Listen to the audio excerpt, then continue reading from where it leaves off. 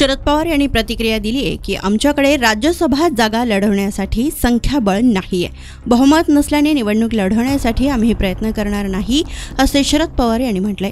पुण्यात पत्रकार परिषदेत ते बोलत होते।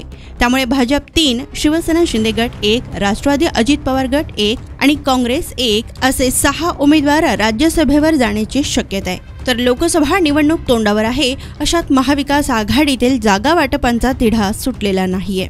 यावर शरद पवार यांनी भाष्य केलं व मावी यांची जागा वाटप कधी होणार हे देखील शरद पवार यांनी सांगितलं। जागा वाटप चर्चा चांगली झाली, जागा जिंकणं महत्त्वाचं असलं तरी ती जागा कशासाठी जिंकतोय हे महत्त्वाचं असतं। 9 ते 10 फेब्रुवारीपर्यंत जागा वाटपाचा तिढा सुटेल असे देखील शरद पवार यांनी म्हटलंय। तर इंडिया आघाडीतील फुटीवर शरद पवारांनी भाष्य केलं, निवडणूक होऊ द्यात, नंतर एकत्रित बसू अशी भूमिका ममता बॅनर्जी यांनी घेतली आहे। तर नितीश कुमार यांची भूमिका अशी का बदलली सांगू शकत नाही। इंडिया आघाडी बैठकीमध्ये नितीश कुमार यांनी आक्रमक भूमिका घेतली, भाजप विरोधी भूमिका घेतली होती, परंतु आता त्याची भूमिका का बदलली हे माहीत नसल्याचंही शरद पवार यांनी म्हटलंय।